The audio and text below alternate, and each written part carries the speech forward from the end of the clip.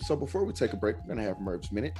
And I would like to talk about a story that is actually really, really fun. Why did I press that button? That messed me up.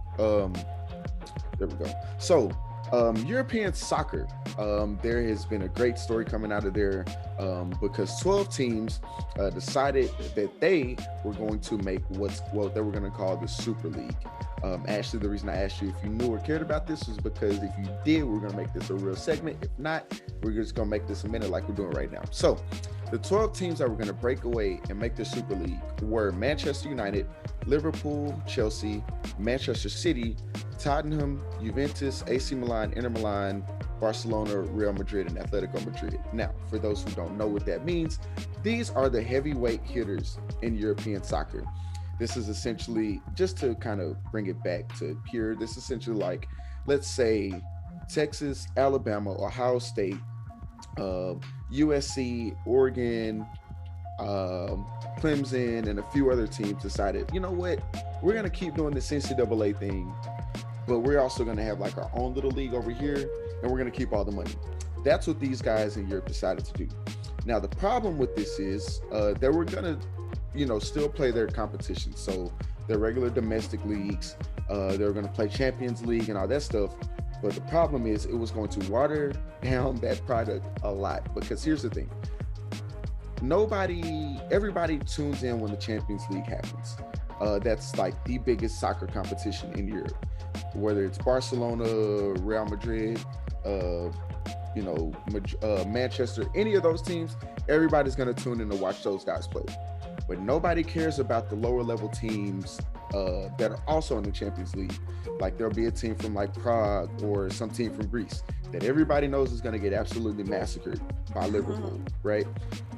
So if you take those big teams and make their own competition, nobody else is going to want to watch. So what did these guys do? My favorite football organization in the world, on my list of the corrupt organizations, they're like, you know what? For all the players, teams, and anybody involved, you are going to be banned. Well, most likely going to be banned from Champions League, and you will not be able to play for your country, mind you, for your country in the World Cup. Maybe not even next year. Keep in mind, and this Super League wasn't supposed to start until like 2023 or so. So the World Cup would have been past so they would have had time for this. And they're like, you know what? Nah, we're not doing this.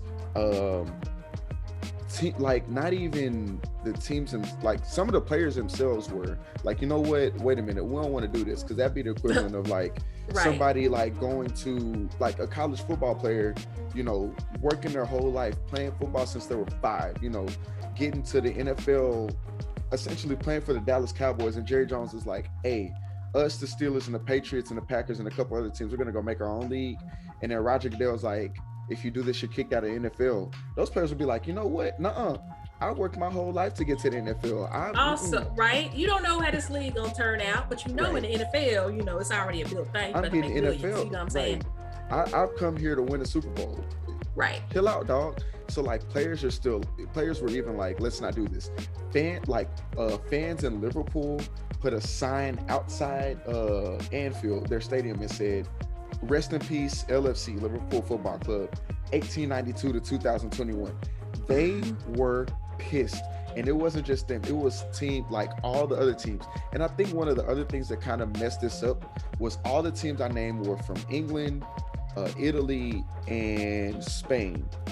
There were no French teams. So that meant like Paris Saint-Germain. That's a really big French team.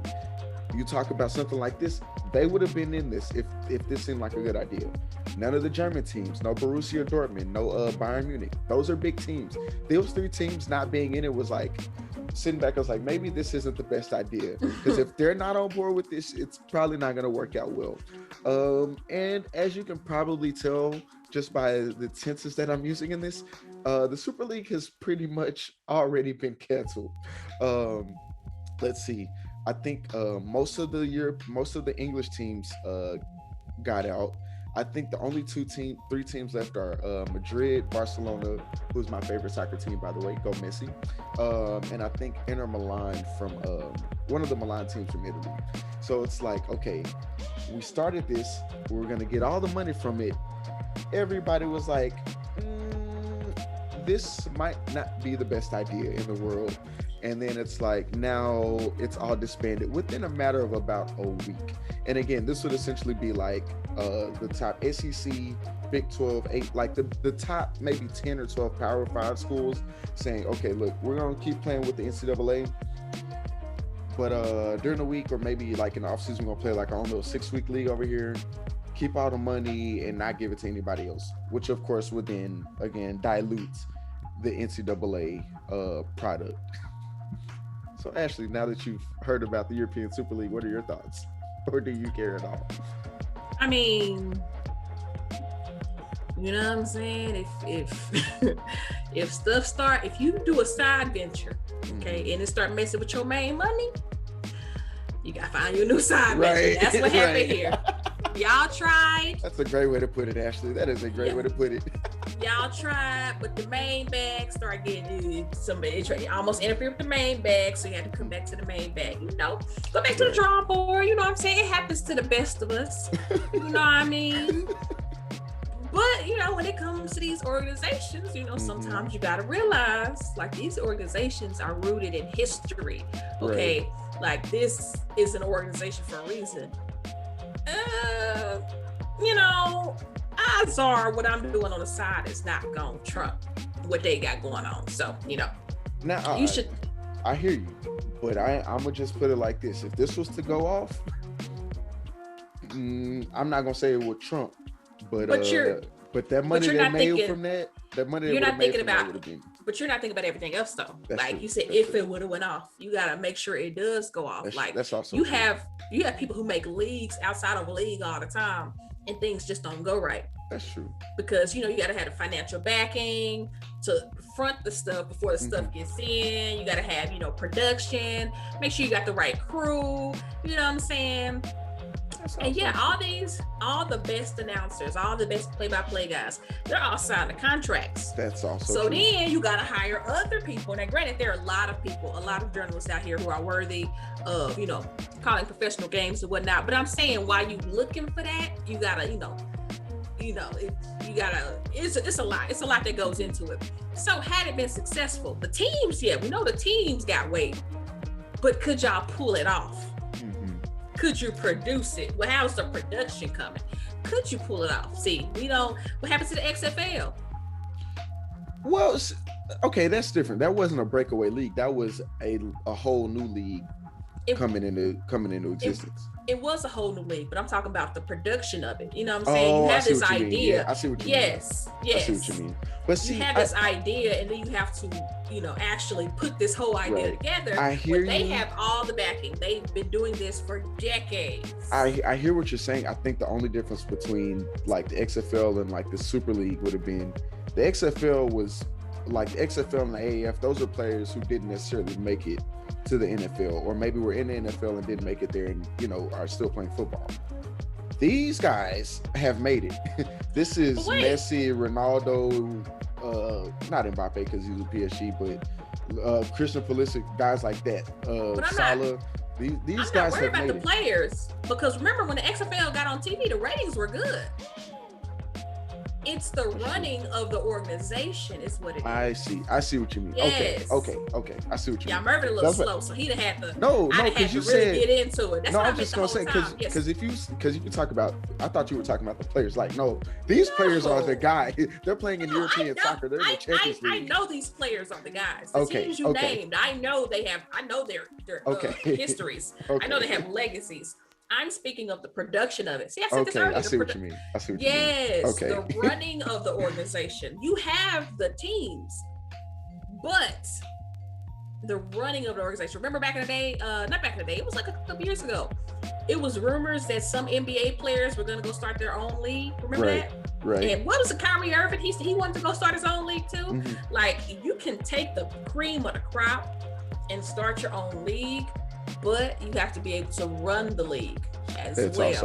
That's also true. Yes. So the talent was there, but I see why the players stayed where they were, because, I mean, for one, I mean, those some hefty, fines for you to pay so you for can't joining play, the league. You can't play in the World Cup too. Yeah, but also you're risking something that's already built by taking a gamble on something that's not even built yet. You know what I'm saying? Mm-hmm. You don't know how successful the league is going to be because the players won't always be there. See what I'm saying? That's also true. The players won't always be there, so you have to make sure to build up and to make that, it's like building a business. You know what I'm saying? Mm-hmm. You're not gonna leave a business where you're CFO of to you're not gonna leave the CFO position to start a rival business. Well, some people have done it. If you're a CFO, you're probably pretty smart. Yeah. Okay, I don't know. I'm trying to find you a great example. Maybe not CFO or CEO. Maybe like one of the junior CEOs or something like that. Right. Somebody who. I guess a business is different. I don't know. Business is different because you can honestly start a business and have a successful business. That happens all the time. Yeah. My cousin has a very successful business with some candles. You can start a successful business anyway. But I get where you're trying sports, though. Yeah, it's different. Yeah, it's a lot that goes into that. And to take a gamble on something that ain't even built yet for something that's already built, where you got all this money and that you can represent your country, don't do that. Yeah. Don't do that.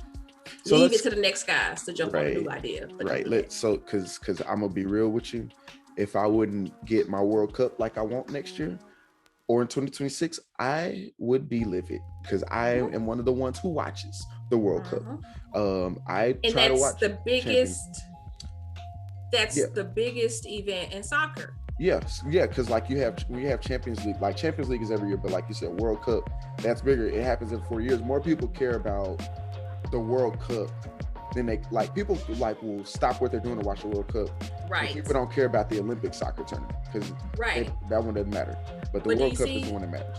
But do you see what I'm saying though?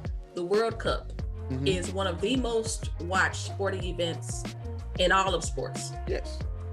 How do you know that you'll be able to create something as big as the World Cup? Probably won't. Yeah. See what I'm saying? So you taking a gamble for this new league that you don't know if it's gonna work versus a league where we have the World Cup where the world is watching, literally the world is watching.